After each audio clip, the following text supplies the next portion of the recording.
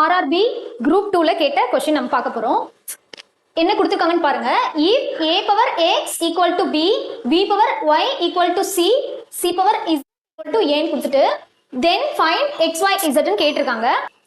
given data பாருங்க a b c இந்த மாதிரி இருக்கு. ஆனா ஃபைண்ட் பண்ண சொன்னது என்னன்னா x y z. இதை எப்படி நம்ம அப்ரோச் பண்ண போறோம்னு பார்க்க போறோம். இங்க பாருங்க ஃபர்ஸ்ட் என்ன கொடுத்துருக்காங்க பாருங்க. a power x equal to b ன்னு கொடுத்துருக்காங்க. நெக்ஸ்ட் வந்து b power y equal to c ன்னு கொடுத்துருக்காங்க. c power z equal to a ன்னு கொடுத்துட்டாங்க. நம்ம கேட்ட கேள்வி வந்து x y z. சரி ஓகே. ஃபர்ஸ்ட் ஈக்குவேஷன் என்ன இருக்கு? a power x equal to b ன்னு இருக்கு. இதை நம்ம எப்படி பண்ண போறோம்னா b க்கு ஈக்குவல்ட்டா இந்த a power x நம்ம எடுத்துக்கிற போறோம்.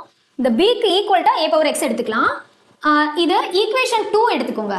ஈக்குவேஷன் 2ல இந்த b இருக்கிற இடத்துல b க்கு ஈக்குவல்ட்டா இந்த a power x சப்ஸ்டிட்யூட் பண்ண போறோம். இந்த b இருக்கிற இடத்துல b க்கு ஈக்குவல் a power x இல்ல, அதை கொண்டு வந்து நம்ம அப்ளை பண்ண போறோம். அப்போ b க்கு பதிலா என்ன பண்ண போறோம்னா a power x சப்ஸ்டிட்யூட் பண்றோம். இப்போ b க்கு பதிலா a power x சப்ஸ்டிட்யூட் பண்ணிட்டோம். b க்கு மேல பவர்ல என்ன இருக்கு? y இருக்கு. அது ஹோல் பவர் y அப்படின்னு எடுத்துக்கிறோம். this is equal to என்னது? c ன்னு வந்துருச்சு.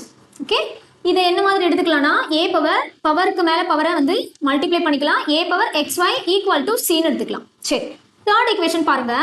c power z equal to a இருக்குல்ல, இந்த c இங்க என்ன இருக்கு? c நம்ம கொண்டு வந்து வச்சிருக்கோம். c a power xy ன்னு இருக்கு. இந்த c யோட வேல்யூவை இங்க நம்ம அப்ளை பண்ண போறோம். c க்கு ஈக்குவல்ட்டான a power xy இந்த c ல சப்ஸ்டிட்யூட் பண்ண போறோம். அப்போ c இருக்கிற இடத்துல a power xy போடுங்க. a power xy whole power z ன்னு இருக்கு. அப்போ ஹோல் பவர் z இங்க போட்டுக்கிறோம். this is equal to a ன்னு மாறிடுச்சு. a அப்படின்னா a க்கு பவர் 1 இருக்கிறதா அர்த்தம். இங்க இருக்கக்கூடிய a எடுத்துக்கோங்க. xy இங்க பவர் இருக்குல்ல, இது ரெண்டையும் நம்ம மல்டிப்ளை பண்ணுவோமா? அப்போ xy z கிடைக்கும். this is equal to a power 1 அப்படின்னு வந்துருச்சு. பேஸ் சேமா இருந்தா கட் பண்ணிட்டு பவர்ஸை ஈக்குவல் பண்ணிடலாம். அப்போ x y z ஓட வேல்யூ வந்து 1. அவங்க ஃபைண்ட் பண்ண சொன்ன x y z ஓட வேல்யூ வந்து 1 அப்படின்னு கிடைச்சிச்சு. Okay, thank you.